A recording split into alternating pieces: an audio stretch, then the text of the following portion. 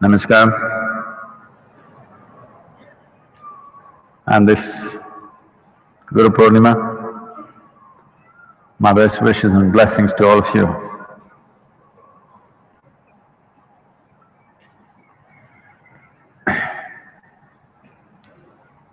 The significance of this day in terms of exploring human possibilities is unparalleled, because it's on this day, a little over 15,000 years ago, that Adi Yogi, for the first time, chose to turn himself into a means of transmission, transmitting a dimension which was unheard of till then, predating all religion, predating all ideologies.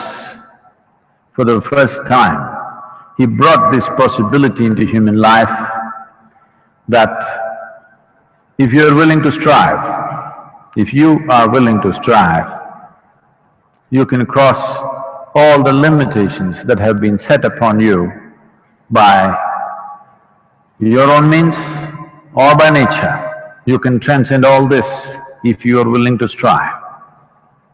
He not only said this, he not only opened up this possibility, he expounded the entire science and technologies and various methods and practices through which an individual human being can rise beyond all limitations. The idea of transcendence only happened on this day. The idea of transcendence was first brought to the human race only on this day.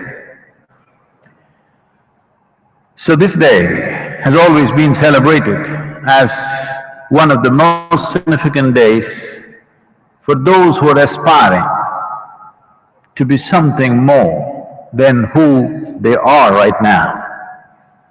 Tell me one person who is not aspiring to be something more than what he or she is right now.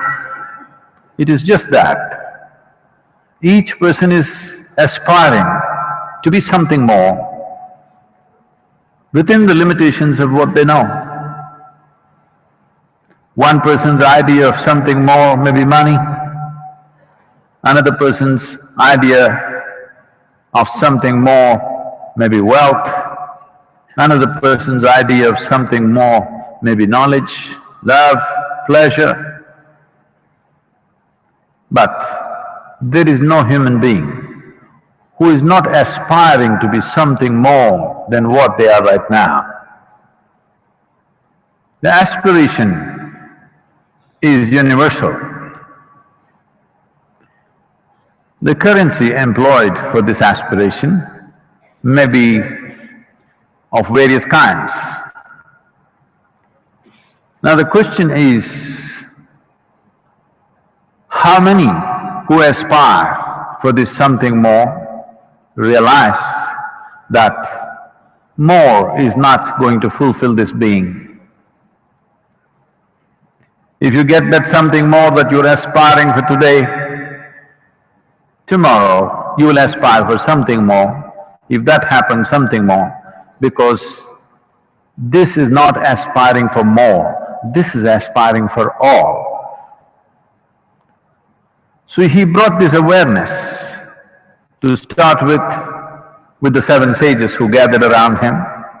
Today, they are celebrated in this country as Saptarishis, and they in turn brought it to humanity in so many different ways. The significance of the day is that it is a shift. It is the first full moon day after the shifting of the solstice.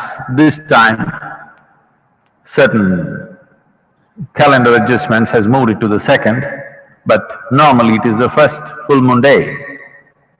It is also a time when the sun begins to move southward in relation with this planet on which we are. So it is also a time which is best for receiving grace for a variety of reasons. So this day was one day which was universally celebrated in this part of the world at one time. This system of celebrating Guru Purnima and becoming available to grace got dislocated only after the British took over and made sure that you have to go to office on that day. So, this grand celebration that used to happen across the country, in this entire region, not just in India, kind of got little dislocated because it is a day when you have to go to work, so things got disturbed, but still, in this country at least, still millions and millions of people are conscious that this is a day of grace, this is a day they can easily become available to grace, and hence it's lived on.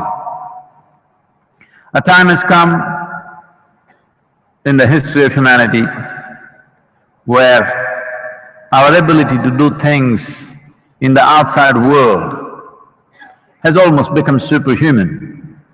When I say superhuman, I want you to understand, 1,000 years ago or even 100 years ago, what an individual human being could do and what an individual human being can do today, simply because of the aid of science and technology, is literally superhuman. I'm sure 100 years ago, if you pulled out something from your pocket and spoke to somebody in America right now, people would definitely think you're superhuman or more.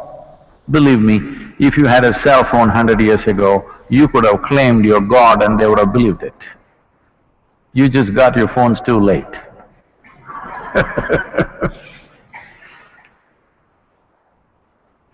So, powered like this on various levels, it's extremely important that raising of human consciousness becomes of paramount importance.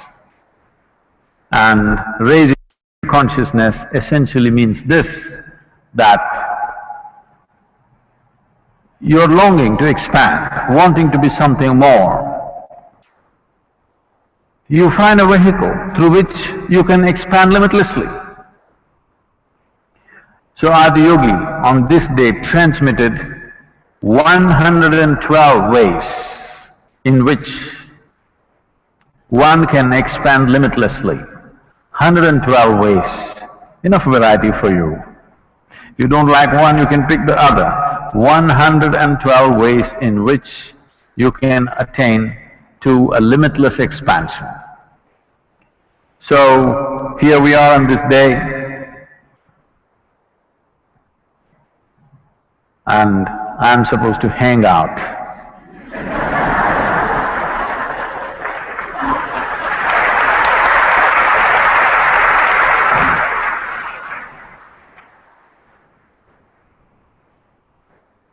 When we generally say hang out, we mean just, it's a gossipy session, so no problem. Because when it comes to inner dimensions, you can only gossip, because you cannot talk about it, you can only talk around it. So, we can only gossip, so it's appropriate, we're just hanging out with you. Please.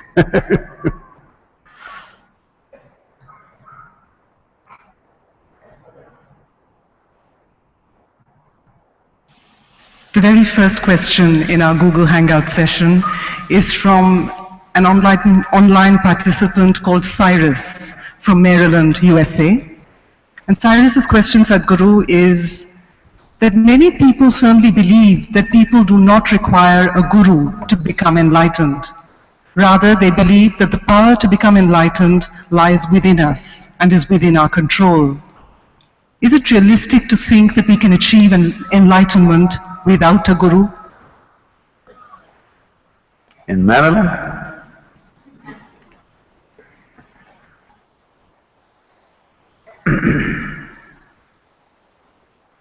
Now,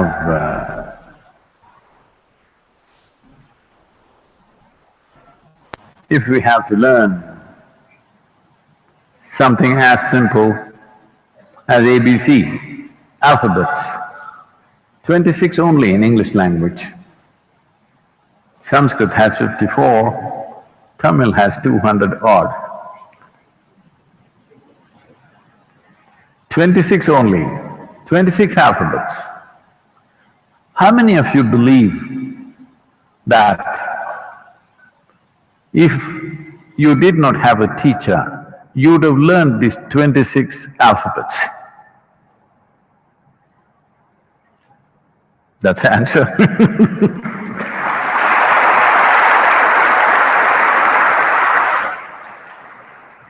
And especially if you want to walk an uncharted path, new terrain, if you go into new terrain, it is sensible to take instructions, believe me. Otherwise, you could try an adventure, but even those who adventure these days use a GPS.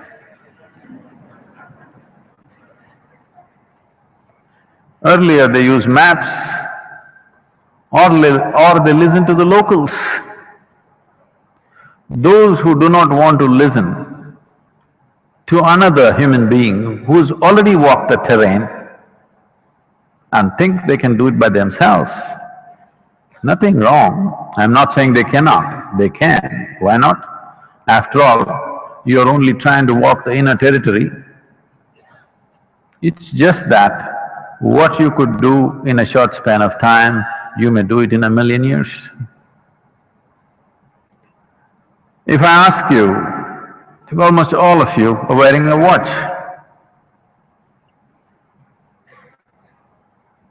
this is not some rocket science, just a watch. They've been ticking around for hundreds of years now. I will give you all the parts of this watch, dismantle and give it to you. Put it together, let me see. No, I'm not asking you to manufacture a watch. It's all there. We'll dismantle it and give it to you. Put it together, let me see. We'll give you a manual, how to do it. Please do it and see, let me see. You will have a watch, but it won't tick. Similarly, on the spiritual path, without guidance you want to go, all the best. No problem. It's just that unnecessary hardship you'll create for yourself. If you like it the hard way, fine. What's the problem? Some people like suffering, they think nothing good can come out of life unless you suffer. If you're that kind, it's all right. But my intention is, people should walk this path blissfully, joyfully, ecstatic if it's possible.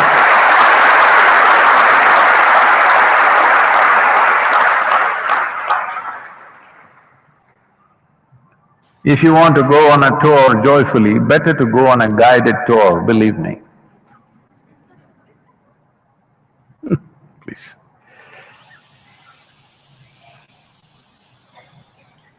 Our next question is from the international cricketing legend and well-loved Indian batsman, Virender Sehwag.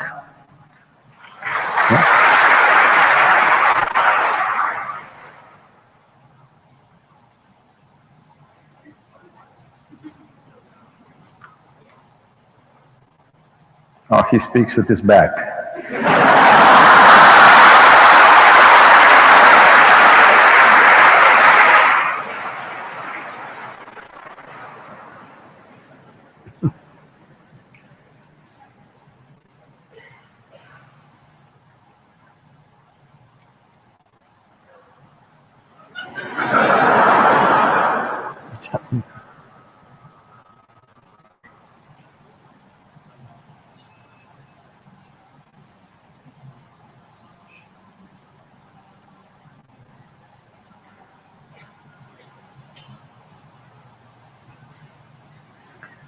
This is a technology issue, it's not him, okay? I'm afraid I will have to read the question while we sort out the audio issue. The question is, why don't people just share their knowledge, Sadhguru? Why do they withhold it? Why don't they share it the way you do? Oh.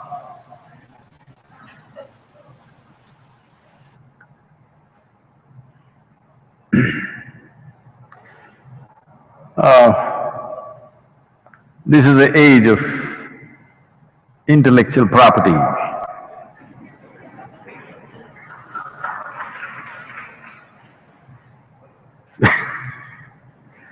Somebody even wants to patent yogasanas.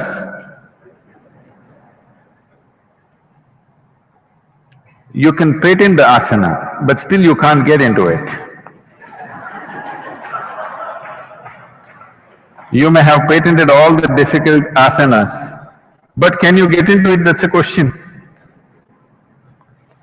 So, we have come to a place in the world where everything is monetized. Everything has a commercial angle to it. So because of that, as people have been miserly with money, now they are miserly with knowledge because, knowledge is money. So they are miserly with that because it's money in some way. So this monetizing of everything can really destroy many things in this world.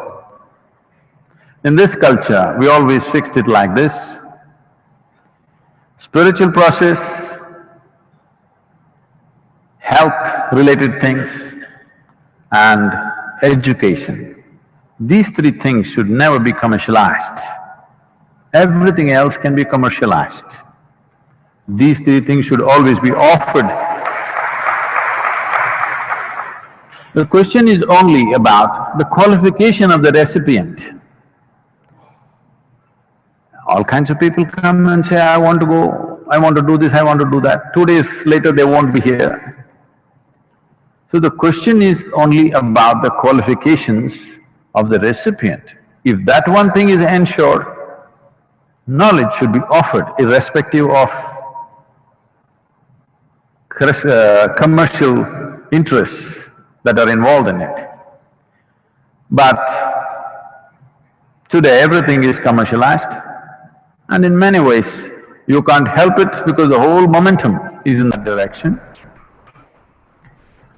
Virender may be willing to share his knowledge. He may teach 10 different people how to hold the bat, how to hit the ball, how to stand, how to do this, how to do that. But how many will go about scoring double centuries after double centuries?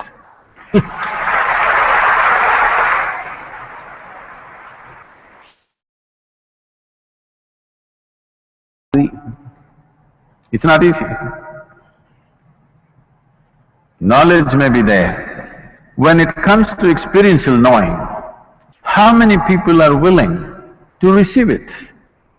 Everybody says, yes, I every day meet people. All the way, Sadhguru, I want to go all the way. Tomorrow morning, they're crying because somebody said something, they want to leave. Day after tomorrow morning, their uncle's daughter's birthday, they want to go.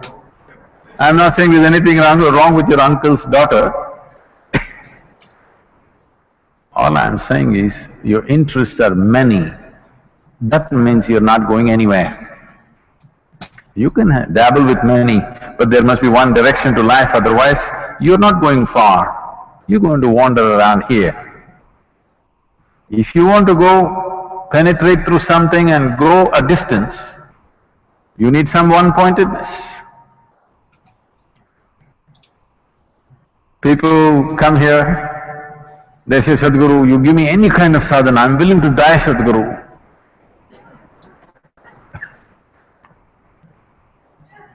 Said, don't die, hold it. I'm willing to offer anything, but hold it, we'll see, we'll go step by step. 3 days later they come and say, Sadhguru, you know, Sadhguru, I have found somebody, Sadhguru, I think for lifetimes this person must have been waiting for me. I saw this girl and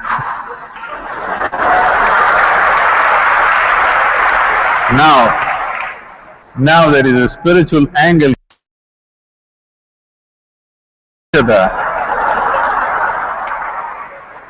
If you have known somebody for lifetimes and they didn't make it, it's best you keep away from them.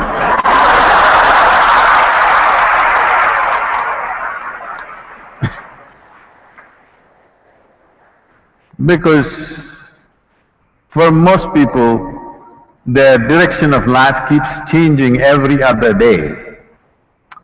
It's hard to offer anything. It's all bits and pieces. Of course, there are also people who think, see, knowledge is not something that you own, because knowledge is not about you. Knowledge is about the creation, about the nature of the creation. What is already there is what you have absorbed. You didn't invent it, you didn't come up with it, you only saw it. This is why the language in this country is very clear. When it comes to any kind of spiritual dimension, we are only talking about realization. Realizing means something that was always there, always right here, but you were so stupid you didn't see it. Today you saw it. I realized. I did not attain. I did not arise. I did not climb somewhere. I just realized. But the thing was always here. So, what is here all the time as truth cannot belong to somebody. Nobody can stop you from it. But those who have accessed, if they are truly accessed, they will never block you, they will never hold back.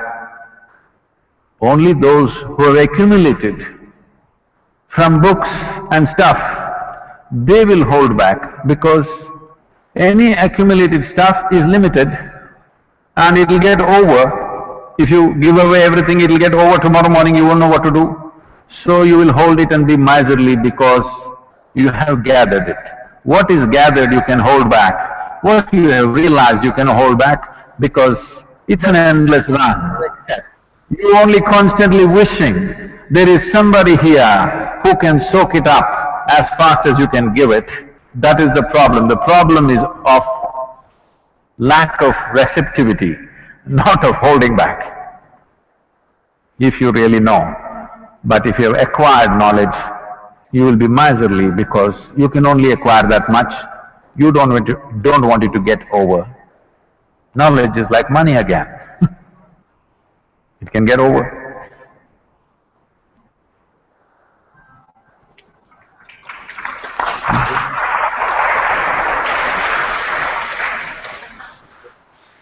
Our next question comes from Breen, who's a circus performer and teacher based in France.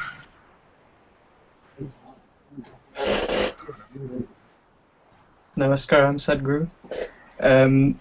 As people living in Western societies with many distractions at every corner, what focus should we hold in our daily lives to best receive what you have to offer? I'm afraid I will have to read this question as well, while the technical difficulties are being sorted out. Wynn's question is, people living in Western societies have many distractions at every corner. How do we maintain a focus in our daily lives to best receive what you have to offer?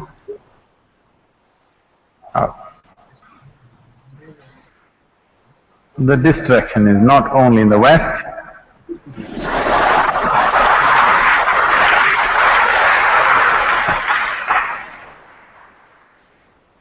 for those who want to be distracted, there is distractions everywhere, not only in the West. And not just today. Even 1,000 years ago, people were still distracted, believe me. Don't think 1,000 years ago everybody was focused and fantastic. No. They were just as good as you or as bad as you. They were also hanging out in small groups. Now we're hanging out globally. So, what is that one thing I have to do to be focused or to be able to receive what is offered? Very simple. Just remind yourself, tomorrow morning, when you wake up in the morning, just check, still alive.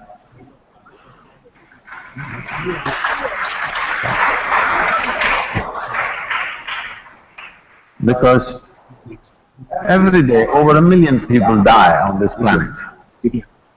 You woke up tomorrow morning. Over 1 million people did not wake up tomorrow morning, will not wake up tomorrow morning, believe me. You woke up, just check, you're still there. Great, isn't it? You're still alive. Can you at least smile? Oh, I'm still alive. Great. Just check those 3, 4, 5 people who really matter in your life. Check if all of them are alive. Because if 1 million people die, at least 10 million people lost somebody who's dear to them, isn't it? So all those who really matter for you, you're alive, they're alive. Fantastic today. It's a great day, isn't it?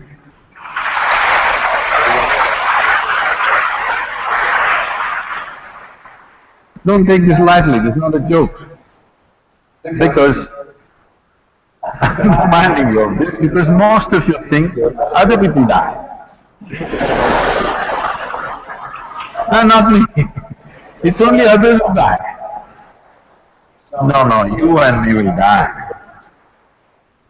Sadhguru, I'm asking a spiritual question, you're reminding me of morbid things. No, nothing morbid about it.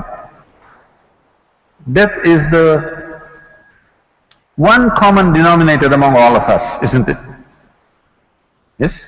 One thing common about us, whether you're black, white, blue, yellow, whatever kind you are, man, woman or other 6 genders, whatever you may be, one common denominator among all of us is, we will die one day. Look at the universality of death. Only when you remind yourself that you are mortal, wanting to know something beyond the physicality of who you are becomes an active process.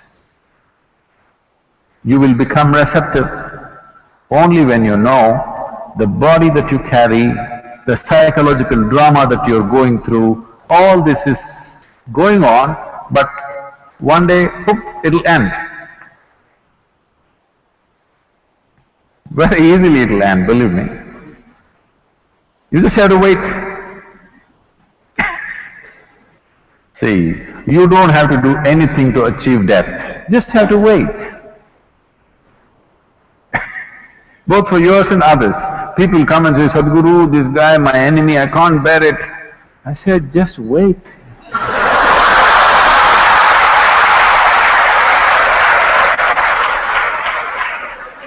You don't have to take the trouble, just wait.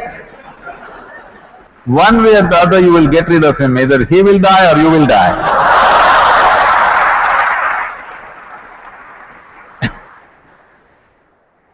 So do this every hour. Right now, 7:30, oh, I'm still alive, great. From 6:30 to 7:30, you know how many people died on the planet? But it's not me right now.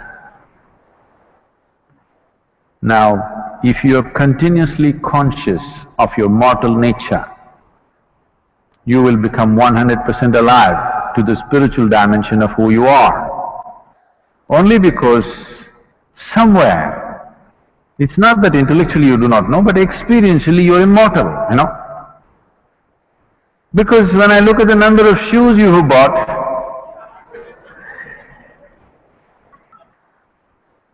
it looks like you're going to live for 10,000 years. Number of clothes and shoes, when I look at them, it looks like a lot of people are planning for 1,000, 10,000 years of life. No, no, no, it's a brief life. If you know it's a brief life and you're definitely mortal, we will try to stretch it with yoga. We'll try to stretch it and make it a little longer, but anyway you will die. If you are conscious of this every moment of your life, initially because you're in Europe, because particularly you're in Europe, and you've always believed you're immortal, it may be a little struggle in the beginning, but remind yourself every minute that I'm mortal. I'll die someday, and maybe it's today. Come to ease with death, then the longing to know what is beyond this physical nature will burst forth within you. Once this longing comes, you are 100% receptive to everything that I represent.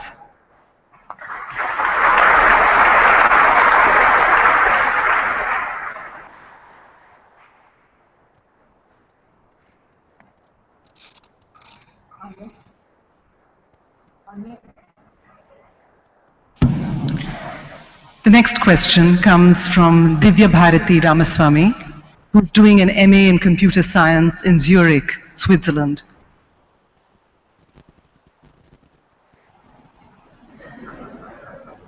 Is he talking kind or no? Namaskaram, Sadhguru. My question is, would marriage be only a hindrance to someone spiritually seeking, especially women? And also, as someone who has gone through it yourself, what would you say from your experience?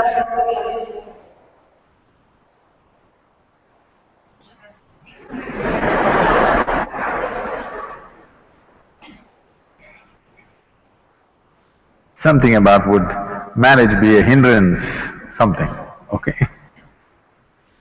Is marriage a hindrance for one's spiritual journey?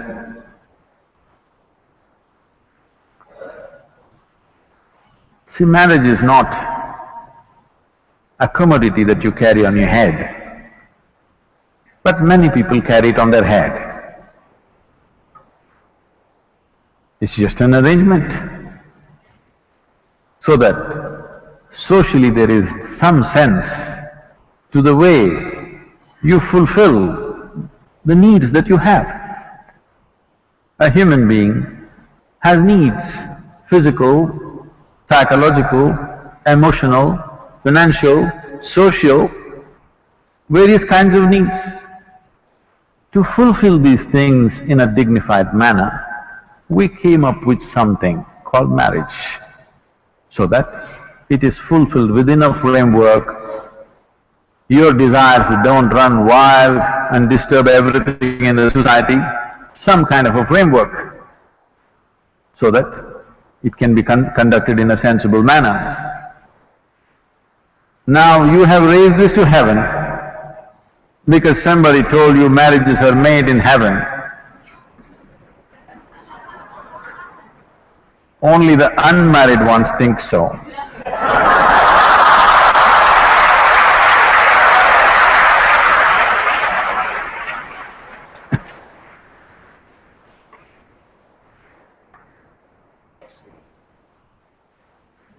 So it's just two people, all right? Now, spiritual process is about turning inward. Can I turn inward with somebody else? Marriage is an arrangement to fulfill certain aspect of your life. Don't complicate life by thinking, we will walk together on the spiritual path. There's no such thing. Because spiritual path is not not the path that you take into the Velangiri mountains, that you want to walk together. Even if you go to Velangiri mountains, please don't walk hand in hand. It's a narrow pathway and it's not an appropriate way to walk in the forest. You can walk in the park, walk hand in hand. You can go shopping hand in hand. You can sit in a cinema hand in hand. You can't turn inward hand in hand.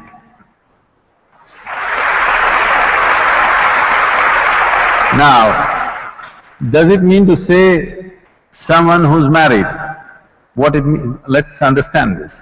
Someone who is married means someone who's made an official arrangement for their needs in life.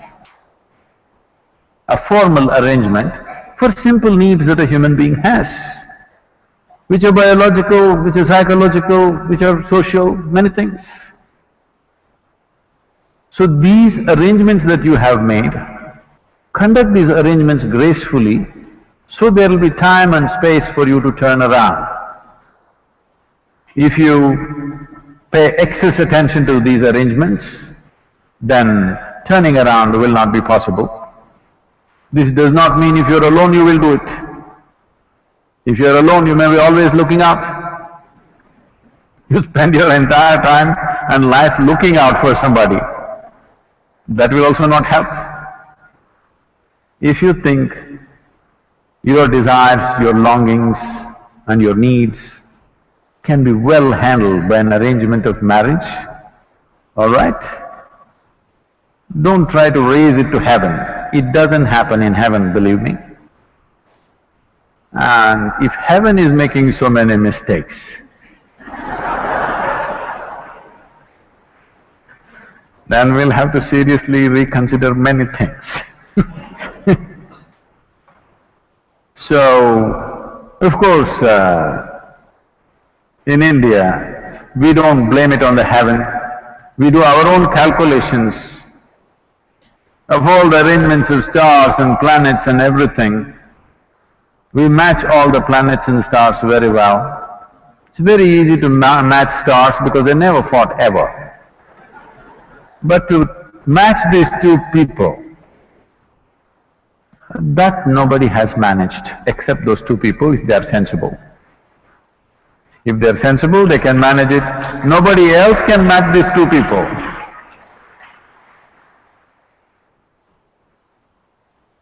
Priests have tried, gods have tried, ghosts and goblins have tried, it's not worked and not worked and not worked. Two sensible people, they can manage. If both of them understand the limitations of the arrangement and the possibilities of the arrangement, they can conduct it sensibly. If you try to raise it to heaven, you will see it will for sure crash. So your marriage has nothing to do with your spiritual process, because your spiritual process is an inward journey. But one dimension of this is, to walk alone people falter. Actually, this question was asked to Gautama, the Buddha. Is it better to walk alone or in company? Gautama looked and said, it's better to walk alone than to walk with a fool. Because Gautama, not me, okay? Gautama believes only a fool will marry you. It's him, not me, okay? Please.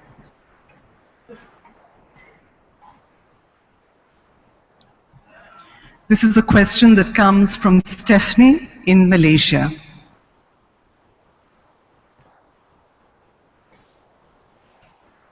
Namaskaram, Sadhguru. Namaskaram to the first one who is speaking clearly.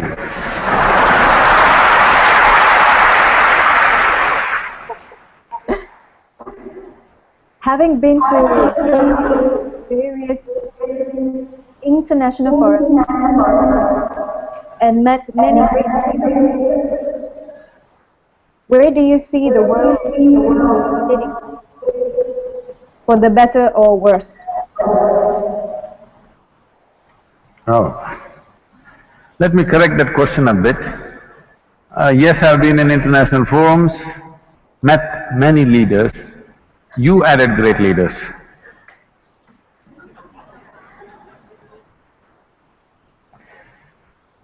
So, many leaders, not always so great.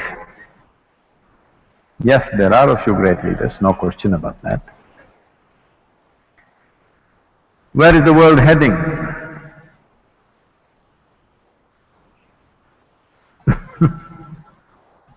There are many possibilities because we have capabilities and technologies which no other generation could ever dream of. Will our capabilities turn against us or will they work for us is the big question. If all the human capabilities which are so hugely enhanced because of technology, everything that an individual human being could do has expanded manifold in this enhanced state, and our numbers have increased tremendously. In the beginning of 20th century, we were just about 1.5 billion people. Today, we are 7.3 billion people. The United Nations making predictions that by 2050, we will be 9.7 billion people. If all these people get educated, get technologically empowered, 9.7 billion people or nearly 10 billion people is for sure going to be a disaster. Yes. We can make arrangements, we can improve the arrangements, we can make more energy-saving machines, we can recycle the shit. Yes, we can do all this.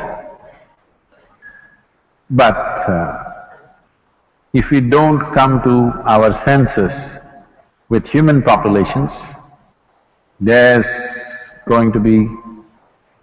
I want you to just imagine how the world will be if the population almost goes up by 50% tomorrow. Just imagine your town, how it will be if 50% population increases tomorrow morning. Or in other words, no matter what we create, no matter how much we strive, whatever we build, everything is going to be insufficient because the planet is going to be insufficient. Of course, we are looking at planets which could sustain life outside of this solar system. We have found 2, 3 very promising planets. It's just a little, not in the walking distance. A few thousand or a million light years away. Great planets, I believe. But this is the thing, but nobody wants to address this issue. Everybody wants to talk about cosmetic solutions, not address the basic problem of expanding human population. I was in a conference and I said, see, unless you reduce the human footprint on the planet, there is no solution for anything. Then they asked me a brilliant question, how do you reduce the human footprint? I said, you have to reduce the number of feet. That's the only way. So, right now, It doesn't matter what others think. All of you who are here and those of you who are hanging out with me, we can take it upon ourselves that we will not push the human population. You can have a dog. She's there.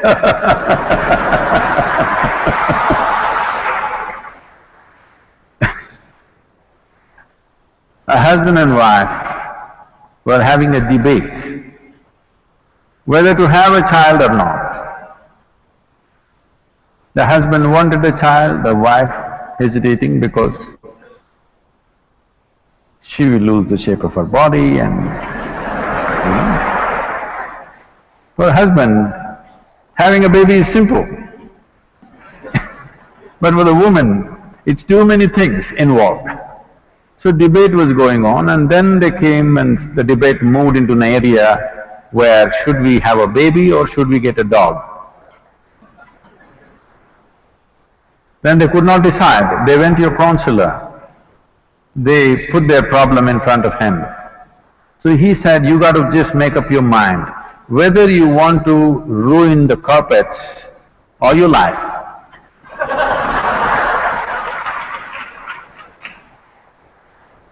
I'm not saying children are bad, they're wonderful, but it's just too many.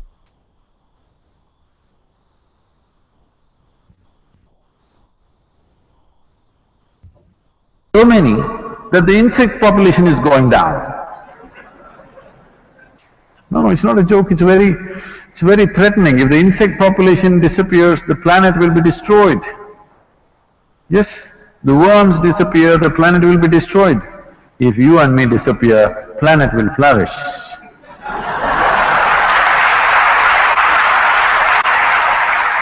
So, leave the leaders alone, because in every conference that you meet, very cosmetic solutions are being talked about. How to adjust the marketplace, okay?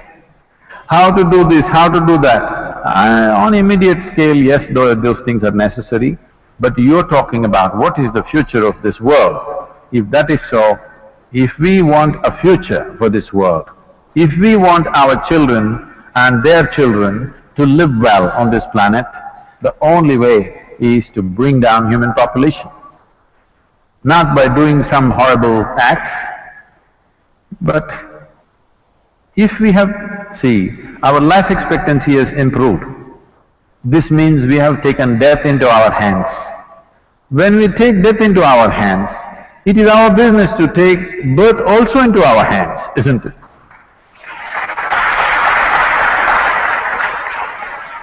If we convince the population of this one thing,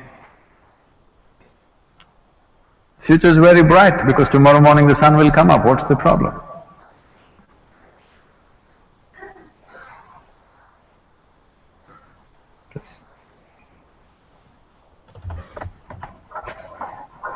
The next question comes from Sahil Gurung from the United Kingdom. Namaskaram, Sadhguru Namaskaram. Sadhguruji, my question is enlightenment a gradual process, or it happens when our body, mind and energies comes to a point where it is perfectly satisfied, like making a quantum leap? Thank you. Are you asking how it happens in UK or in India? In planet Earth. So the question is enlightenment a gradual process, or when your body, mind, energies align, is it like a quantum leap? Is it something that bursts out? Yes.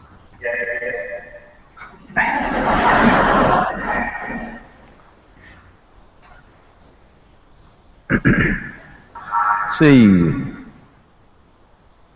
the mango season is just getting over. You don't know what it is, Sahil, you're in UK. Mango season is getting over. In India, it's a big thing. If you looked at the mango tree in the month of October, November, December, you didn't see any sweetness dripping out of it. Suddenly in January, February, flowers came. They were not as attractive as jasmine or rose flowers or something, some tiny little flowers came. Suppose you do not know this is a mango tree and you tasted it, you take a leaf and bite it, it was quite bitter. But suddenly in the month of April, May, huge drops of sweetness hanging there in the tree. Sahil, you've not eaten the mango this season. I've got it from the supermarket, that's all. You're eating mangoes from Nigeria.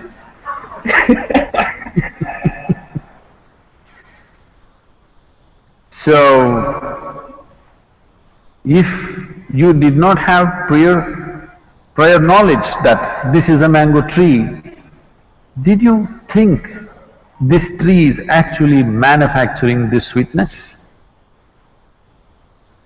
But you think suddenly in April sweetness came? It has been slowly manufacturing this sweetness and it put it out at a certain season, but it's been on right through the year, isn't it? Mangoes happen only in one season. You notice the sweetness only at a certain time. This does not mean the mango tree was not striving and working to produce that sweetness.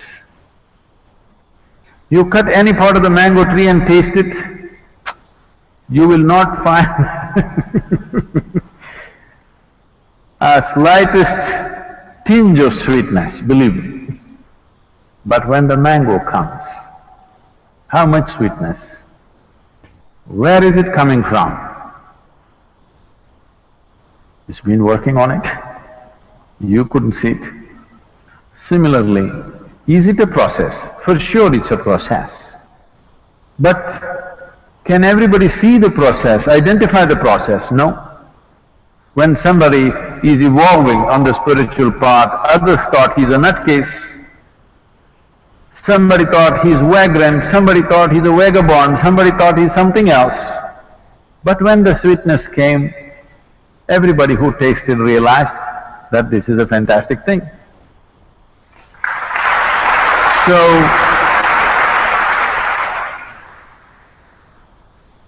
nothing in the universe happens bang, bang, bang. Everything is a process. Can you identify the process? Can you recognize the process, is the question. Generally, anybody who carries, generally among human beings, when they're children, any child which carries a certain level of genius within him, which is irrepressible. Everybody has genius within them, but they're repressible. Systems in the society, their own fears, their own anxieties, their own need for security represses their genius. Every human being has some kind of genius, but over 90% of the human beings never find expression to it because they give in to other things. Other things become more important. When you were 12, 15, you thought, I'll do this, I'll do that, I'll go to the moon. But you saw the neighborhood girl and started calling her the moon. Moon disappeared.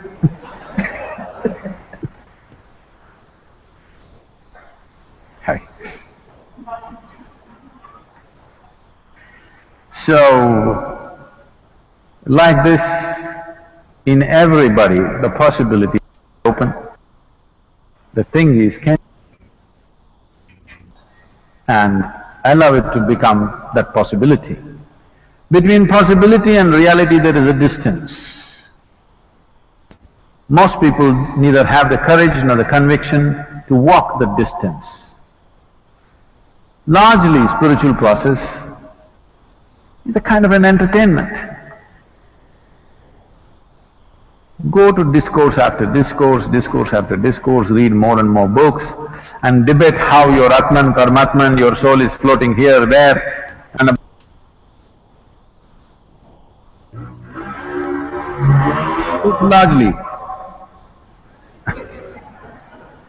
it's largely like entertainment. So, there is a process for sure. The process can be approached consciously, or it may be an unconscious process, but you're doing the right things. This is the beauty of this universe. Whether you know or you do not know, knowingly or unknowingly, with discipline or with indiscipline, with love or with hate, if you do the right things will happen to you. That is the beauty of this universe.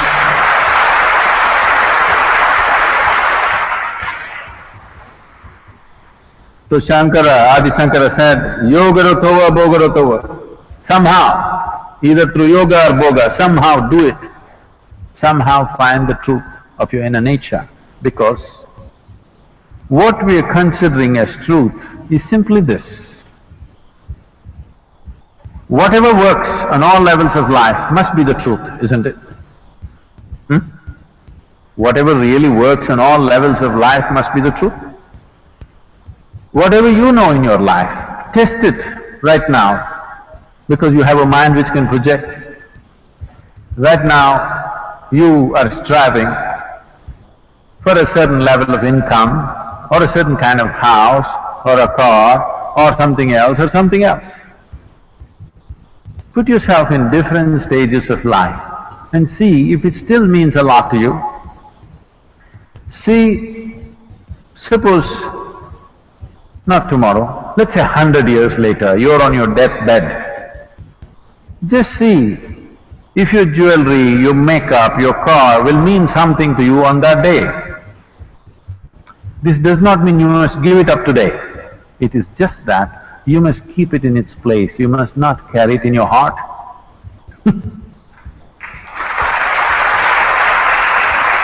There is a difference between using something and being used by something. Most people do not know how to use the things that they buy.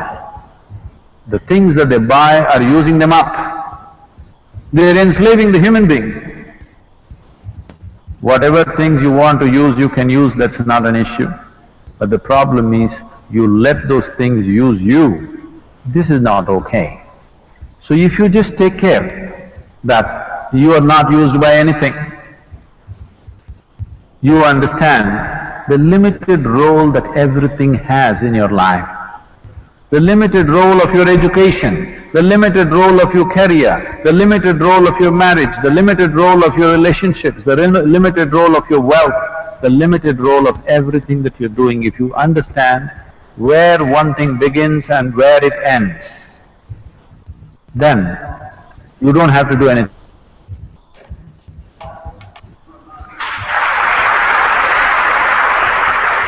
When the season is right, the flowers will bloom and mangoes will come.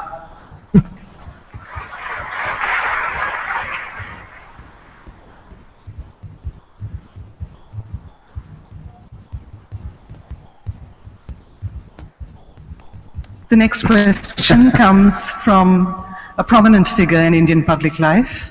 This is the Honorable Minister of State for Culture, Tourism and Civil Aviation, Dr. Mahesh Sharma.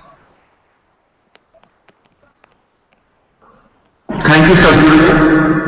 You gave me opportunity to have this celebration of Guru Purnima Utsav with this much big presence over here. But a big question comes to my mind that we keep, and especially the Indians keep, after the God and the parents, Guru at the highest esteem. But we have not been able to make Guru Purnima celebration Utsav in the same spirit of high spirit as we respect the Gurus.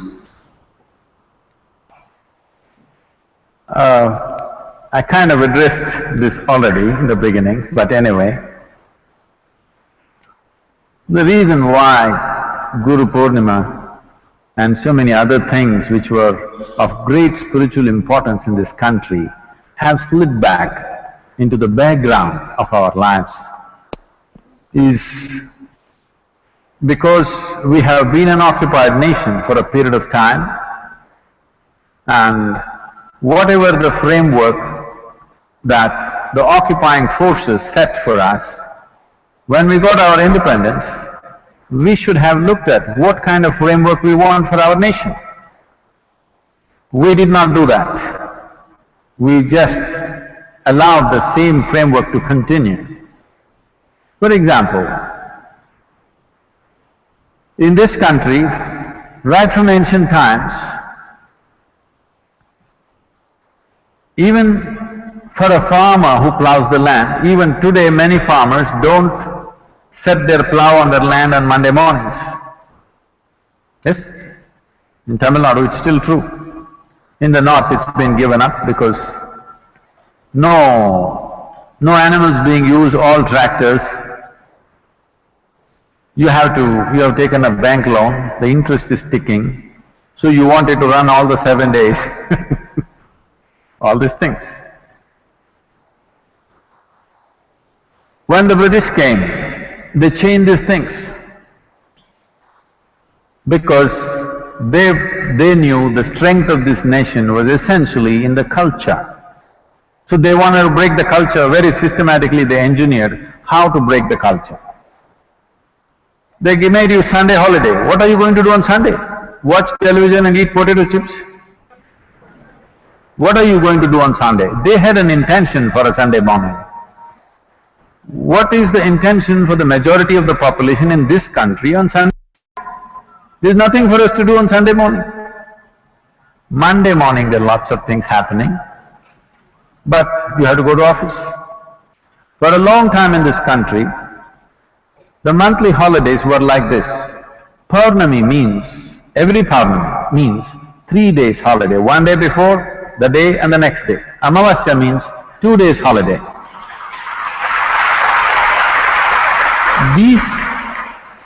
These 2 days of full moon day and new moon day have something to do with our system, something to do with the planet, something to do with the very way we are born. We are physically here today only because our mothers' bodies were in sync with the cycles of the moon.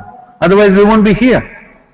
So there are things which are happening in your system. As you know, the very oceans are rising on these days. When such a massive body of water is rising up, this body, which is over 70% water, rising in this, those days were significant days. Those are not the days to go to work. Those are the days to focus upon yourself. So, similarly the Guru Purnima used to be a huge festival across this whole region. But it's gone because people have to go to work.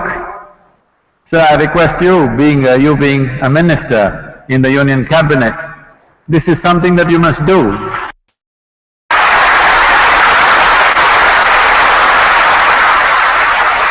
That I know for you to pitch for every Purnami being a holiday is not going to be practical, but at least Guru Purnima. If you, from the federal government, from the central government, if you declare Guru Purnima as a holiday, I will make sure Guru Purnima is celebrated across this country with great fervor.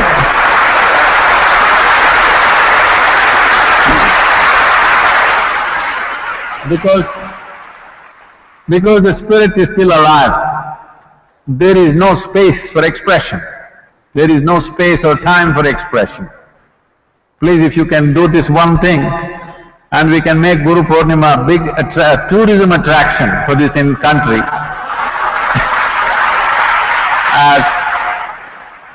as I've already spoken to you about making India the spiritual gateway, Guru Purnima can be the day which really draws spiritual tourists from across the world to this country. So even as a part of your job, it's a good thing to do.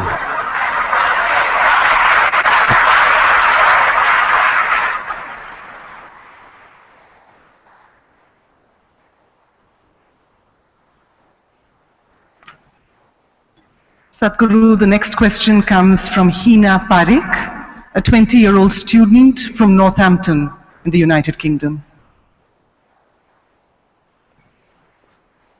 Sadhguru, what is the significance of initiation?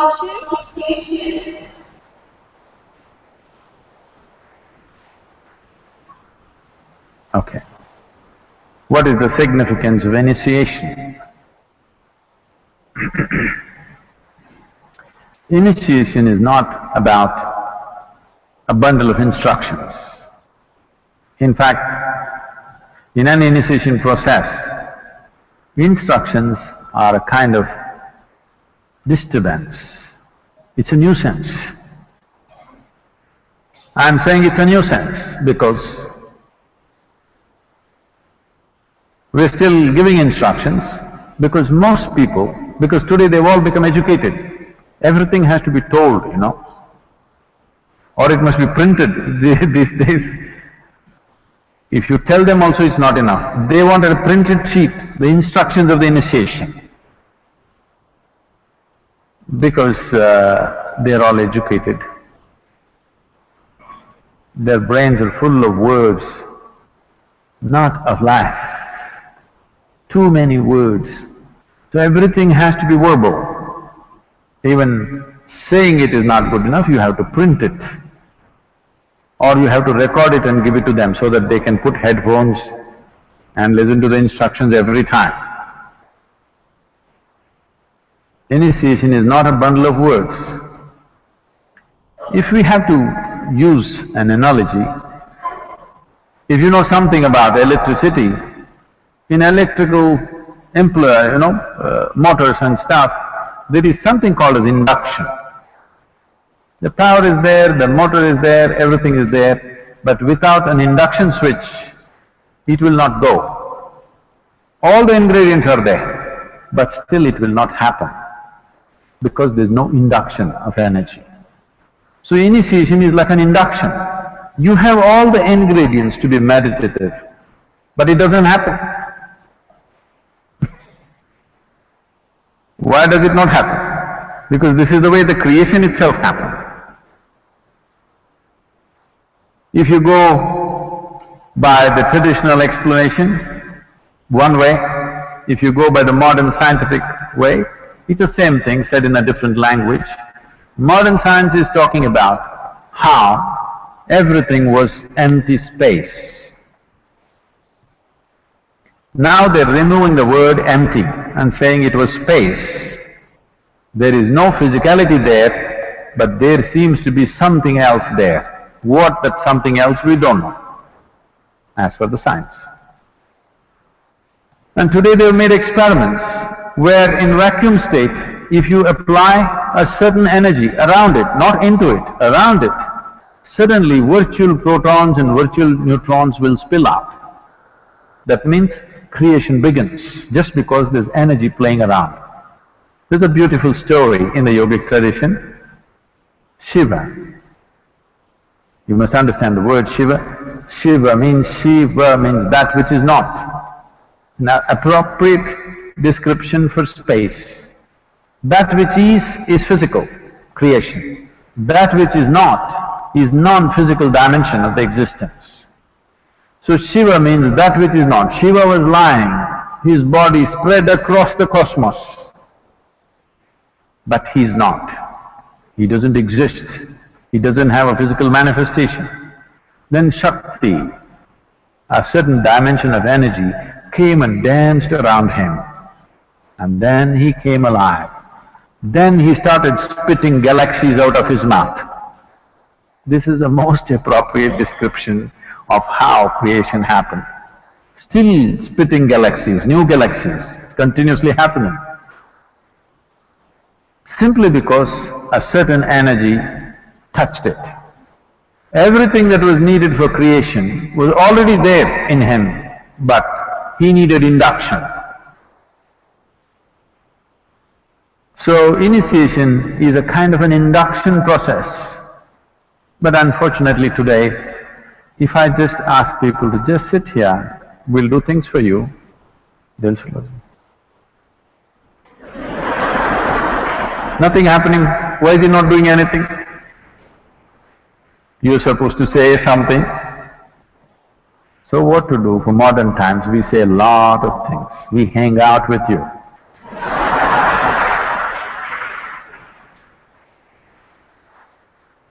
Today, if you go and sit in the Dhyanalinga temple, without instruction, you can become meditative. I can't do that to you here now. What's her name, this girl? Tina? Tina, you're in UK. If you're willing to just sit there, I can do it to you now, wherever you are. But right now, you're a student, still educating. Maybe you're a possibility, not fully educated. Too many words in your head. The only thing you understand is words. Because of that, instructions have come. Otherwise, initiation is not about instruction. There's really no instruction in it. Initiation is just an induction process, it's an energy process.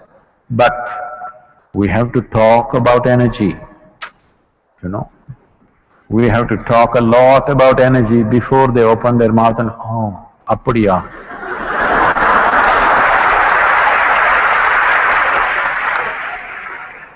Tough times for gurus.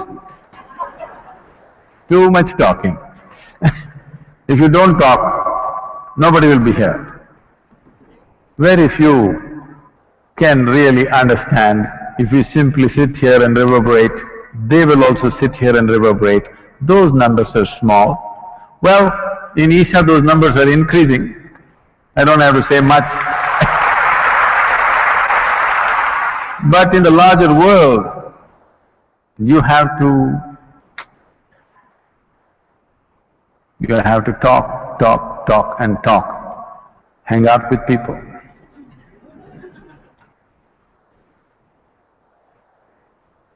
Global gossip. Our next online participant is Manj Music, a well-known Punjabi hip-hop singer, and he prefers to call his input an offering rather than a question. Oh, the audio works. नमस्ते, मुझे खुशी है कि आज गुरु पूर्णिमा के दिन इतने लोग यहाँ आए और अपने गुरु को याद किया। मैं कुछ कहना तो नहीं चाहूँगा, पर गुरु के लिए 2 लाइन गाना चाहूँगा। ओ तेरी यादा विच वीरिया दिन रात नींद ना आवे, ओ तेरी यादा विच वीरिया दिन रात नींद ना आवे।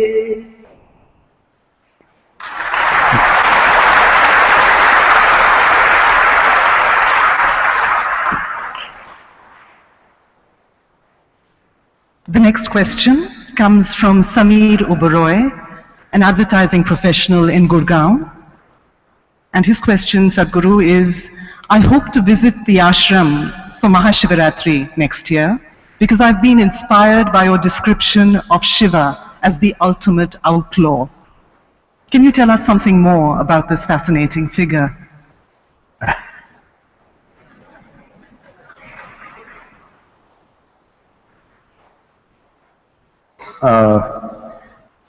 Shiva being the ultimate outlaw, you must understand what is outlaw. Many of you have suffered in-laws.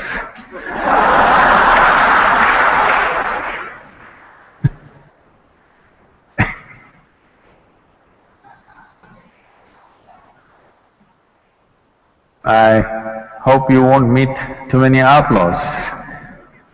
But when we say the ultimate outlaw, you must understand all laws or of some meaning only in the physical sphere of life. See, suppose you did not have a body. I want you to just imagine yourself. You don't have a body. What law do you have to follow? You can go wherever you want, you can do whatever you want. Yes? Only because you have a body. Where to go, where not to go, what to do, what not to do. Only in the physical realm, the laws have a meaning. One who has transcended the physical, he has no laws, so he's outlaw. He's out of all laws. This is what spiritual process means. Within yourself, you are out of all laws because once you transcend your physical nature, none of the laws bind you. In the society, yes, but within yourself, no, because you're an outlaw because you're out of the physical nature. So in that context, he is the ultimate outlaw. And Mahashivratri is his day. The significance of the day is that on that day, there is a phenomenal upsurge of the system. This is why on that night you are not supposed to sleep, you must keep your spine vertical so that you make use of this natural upsurge within you. So on that night there is a huge festival here. This year, this is going to be a mega festival because we have crossed the 21-year cycle. This is a new cycle.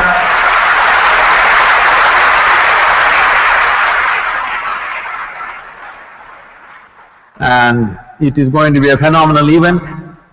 You must… you're in Gurgaon, not too far away. You must be here on that day. It's an incredible night and we will have many things happening on that night. We are already… our teams are working this into a major possibility for every human being. And we will also make it happen across the country and in many parts of the world, in various cities, having video feeds and stuff, though there is a time difference in the other countries. And as a precursor to this, in a way, not really a precursor, but this is a special event which happens only once, that is, we don't repeat this.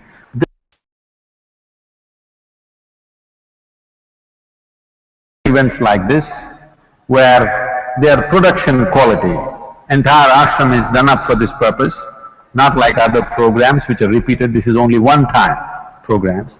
We did Vaibhav Shiva, which was about how Shiva taught yoga. Then we did, 3 years later, Leela.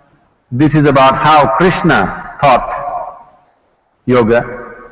Then about 3 years ago we did Mahabharata, which is the grandest story that you can imagine. It's a story inside a story inside a story. It is the most phenomenal story. It's the longest story on the planet. So an 8-day event happened like this. Hundreds of hours of videos, they're still editing, not released after 3 years. So this year, in the month of December, between 22nd and 26th, we will have an event which is about the devotees of Shiva. We have not…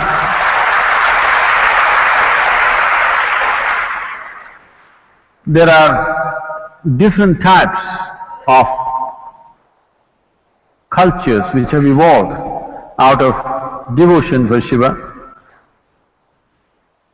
They are in different geographical locations in the country largely, and they have their own practices, they have their own traditions, cultures, their own flavor, their own poetry, their own music. So this will be an exquisite event of music, art, poetry, and of course the spiritual fundamental. So this will be about the devotees of Shiva. This will be a limited number of people, we can't have a crowd like this. But others can hang out later. Okay, we'll make it available to you in some way. So this will be a 4-5-day event in the month of December, starting on the winter solstice, which is 22nd of December, 21st of December. It's an event to look forward to because it's a one-time event. We will not repeat those events again. Those of you who can afford to be there in terms of time and whatever else, please make sure you're there. I'm excited.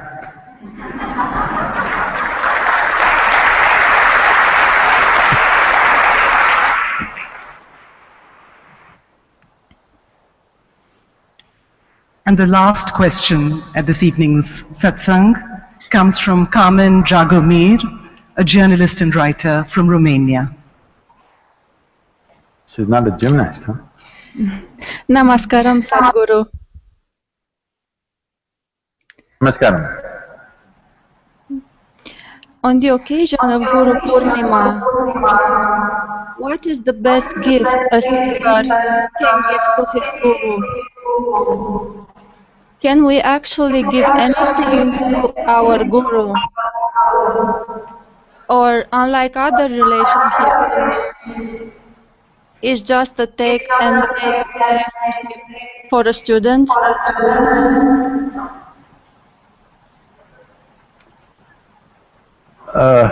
On the occasion of Guru Purnima, what is the best gift a seeker can give to his or her Guru? Can we actually give anything to our Guru? Or unlike other relationships, it's just a take and take relationship for a student. Now, if you really take and take, I would be eternally grateful to you. The problem is you take and throw, take and throw, take and throw. If you simply take and take, what more does a Guru want? And about a gift that you can give me, I appreciate the emotion behind it. I truly appreciate the emotion behind it, but I want you to understand this much. A gift means something that you can give away. If you can give it away, why would I need it?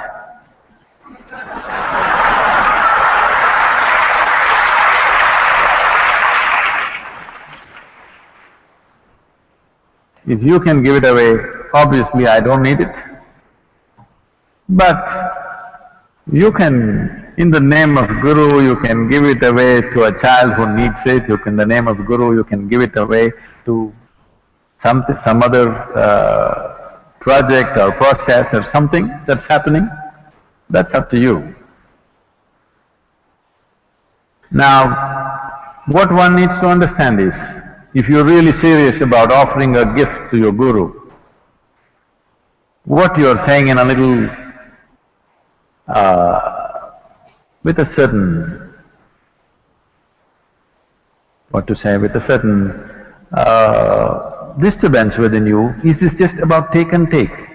Please just take and take, not take and throw, okay? If you take and take, that's the greatest thing you can do for me.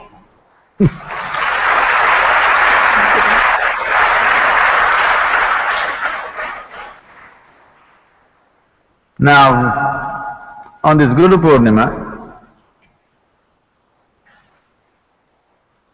in some way, if you want to really make a gift, in some way,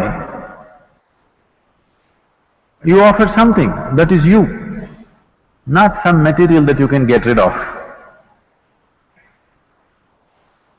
Give away the nastiest part of you today to me, okay? I am not asking for the beautiful things that are there in you. I am not even asking for your love. I am asking whatever is the nastiest part of you, your prejudice, your hatred, your anger, give it away to me today, let me see.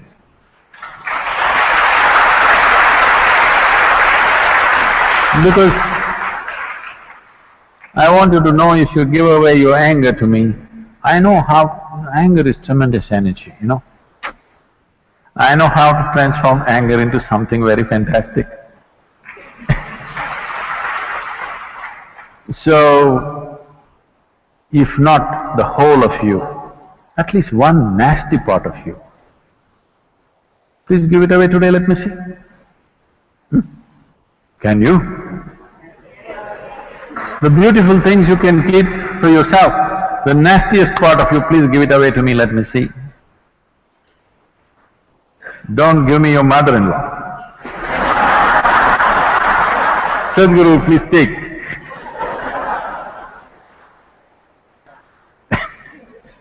Something that's a part of you.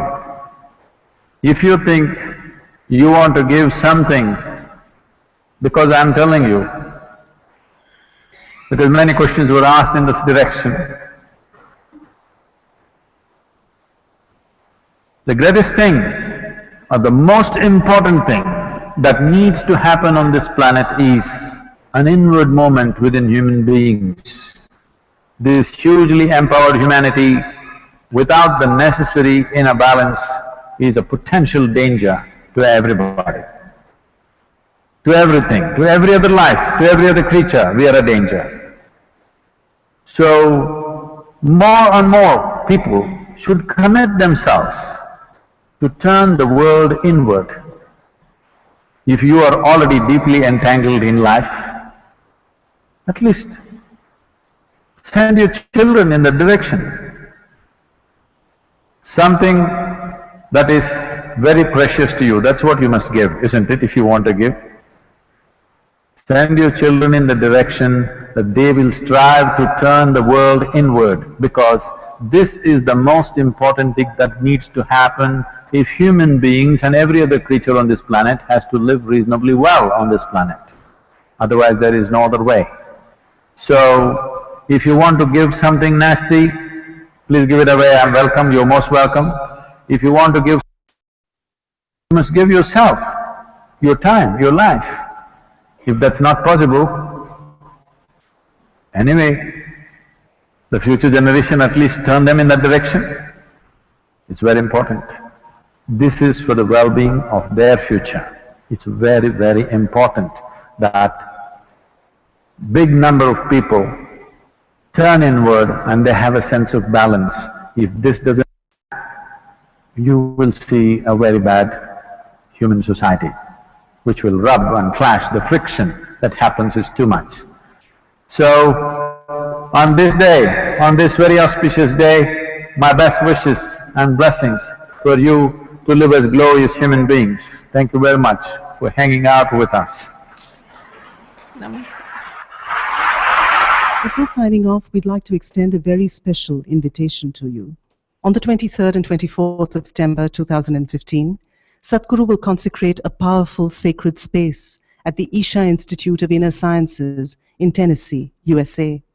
Adi Yogi, the abode of yoga, will be a magnificent 30,000 square foot structure dedicated to the pursuit of yoga. It is a tribute to the great being who transmitted the living science of yoga to humanity many thousands of years ago. We leave you with a mosaic of glimpses of previous very powerful consecrations conducted by Sadhguru at the Isha Yoga Center in Coimbatore, South India. Before signing off, we'd like to extend a very special invitation to you. On the 23rd and 24th of September 2015, Sadhguru will consecrate a powerful sacred space at the Isha Institute of Inner Sciences in Tennessee, USA. Adi Yogi, the abode of yoga, will be a magnificent 30,000 square foot structure dedicated to the pursuit of yoga. It is a tribute to the great being who transmitted the living science of yoga to humanity. You are not going to witness the consecration, you are going to participate in the consecration process.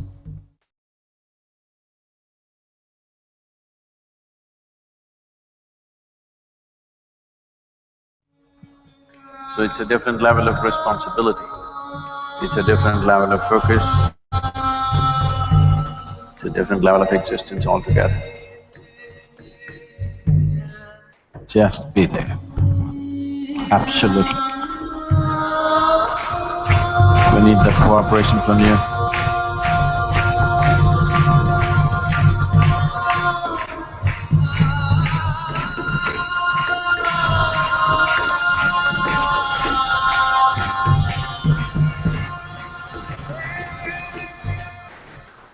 willing, they should not miss this possibility and this privilege of being able to manifest the divine.